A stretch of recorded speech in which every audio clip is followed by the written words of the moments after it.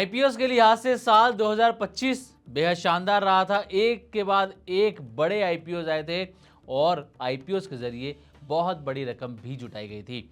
लेकिन 2026 की अगर फर्स्ट हाफ देखें तो कोई खास बड़े आईपीओस आए नहीं हैं। लेकिन अब सेकंड हाफ के अंदर कई बड़े आईपीओ पाइपलाइन में नजर आ रहे हैं, जिसमें आप जानते हैं कि जियो का आईपीओ है, एसबीआई म्यूचुअल फंड्स का आईपीओ है और एनएससी का आईपीओ है, जो कि पिछले लंबे समय से आईपीओ लाने की तैयारी कर रही है।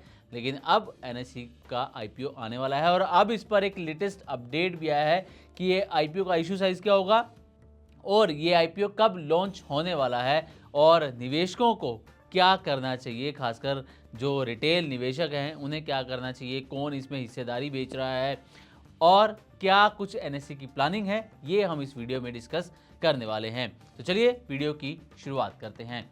तो सबसे पहले आपको ये बताते हैं कि एनएससी का आईपीओ कब आने वाला है। तो लेटेस्ट अपडेट के मुताबिक सितंबर के अंदर यानी कि अगले 2 महीने में एनएससी का आईपीओ लॉन्च हो सकता है और इस आईपीओ का जो इशू साइज है वो 30,000 करोड़ रुपए के आसपास रहने का अनुमान है और इसी के साथ जो एनएससी की वैल्यूएशन है वो 5 लाख करोड़ से लेकर 5.25 लाख करोड़ के बीच पहुंच सकती है। और आपको बता दें कि Hyundai मोटर इंडिया का जो आईपीओ है वो अब तक का भारतीय शेयर बाजार के इतिहास का सबसे बड़ा आईपीओ है। 27,870 करोड़ का ये आईपीओ लेकर आए थे। लेकिन अब एनएससी जो है वो Hyundai मोटर इंडिया के आईपीओ का रिकॉर्ड तोड़ सकता है 30,000 करोड़ के आईपीओ के साथ।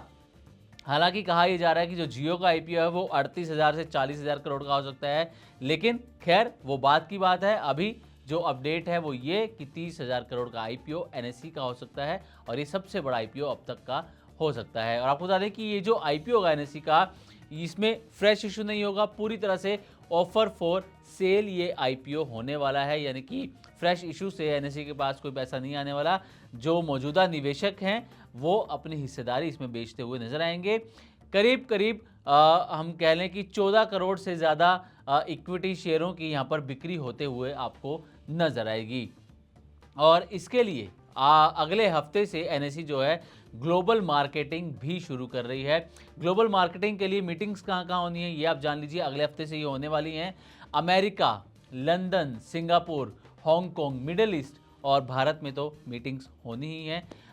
इसके अलावा जो जो कंट्रीज़ में होनी है ये सारी हमने आपके सामने उन कंट्रीज़ के नाम रखे हैं जिनमें ग्लोबल मीटिंग्स या ग्लोबल मार्केटिंग एनएससी अगले हफ्ते से शुरू करने जा रही है।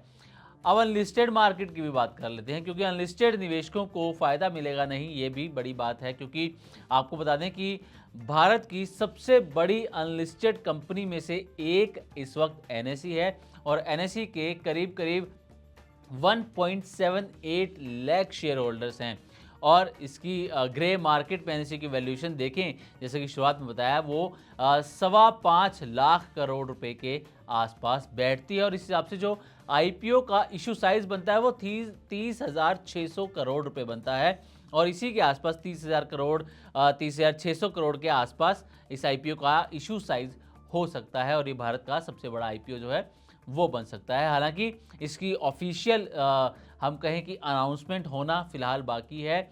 ये अनुमान के आधार पर अभी आपको बताया जा रहा है। इसके इशू साइज की ऑफिशियल अनाउंसमेंट अभी होनी है। प्राइस बैंड को लेकर एग्जैक्ट डेट क्या होगी इसको लेकर अभी ऑफिशियल अनाउंसमेंट का इंतज़ार है। लेकिन इसमें कौन कौन अपनी हिस्सेदारी बेचने वाले हैं ये आपके लिए जानना बेहद ज़रूरी है। और आखिर में आपको बताएंगे कि निवेशकों को क्या करना चाहिए।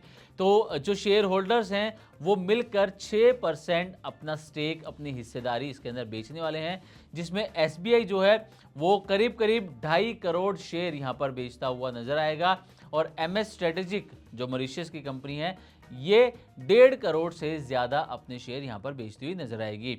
लेकिन सिर्फ यही नहीं, और भी इन्वेस्टर्स हैं या निवेशक हैं, शेयर होल्डर्स हैं जो अपनी हिस्सेदारी बेचेंगे। इनमें एक और नाम है Canada pension plan investment board का, अरंडा इन्वेस्टमेंट्स जो कि मॉरिशस की है, bank of Baroda, stock holding corporation of India, general insurance corporation of India, new India assurance company, national insurance company, United India insurance, ये भी एनएसई आईपीओ के अंदर हिस्सेदारी बेचते हुए नजर आएंगे। हालांकि एनएसई में 10.72% की सबसे बड़ी हिस्सेदारी रखने वाली life insurance corporation of India यानी कि एलआईसी इस इशू में हिस्सा नहीं लेगी, यानी कि वो अपना स्टेक नहीं बेचेगी। वैसे आपको बता दें कि एनएसई लंबे समय से आईपीओ लाने की कोशिश में लगी हुई है। एनएसई ने सबसे पहले 2016 में लगभग 10,000 करोड़ जुटाने के लिए आईपीओ के डॉक्यूमेंट्स जमा किए थे, लेकिन सेबी ने उस समय ऑपरेशनल मामलों और कोलोकेशन से जुड़े मुद्दों को लेकर चिंता जताई और इन कारणों की वजह से मंजूरी नहीं दी गई थी। अब निवेशकों के लिए क्या मतलब है इस आईपीओ का? अगर सब कुछ योजना के अनुसार रहा तो पहली बार आम निवेशकों को, रिटेल निवेशकों को भारत के सबसे बड़े स्टॉक एक्सचेंज में हिस्सेदारी खरीदने का मौका मिलेगा। हालांकि आईपीओ की कीमत, वैल्यूएशन, प्राइस बैंड और बाकी सारी जो भी शर्तें होंगी, डिटेल होगी, उसकी ऑफिशियल अनाउंसमेंट अभी बाकी है। ये जानकारी डीआरएचपी और आगे आने वाले दस्तावेजों में ही सामने आएगी। तो उम्मीद करते हैं कि हमारी तरफ से दी गई जानकारी आपको अच्छी लगी होगी। इसी तरह की और भी वीडियोस के लिए देखते रहे मनी9 और सब्सक्राइब करें हमारे यूट्यूब चैनल। साथ ही बिजनेस और पर्सनल फाइनेंस से जुड़ी ताज़ा तरीन खबरों को आप हमारी वेबसाइट money9live.com पर भी पढ़ सकते हैं।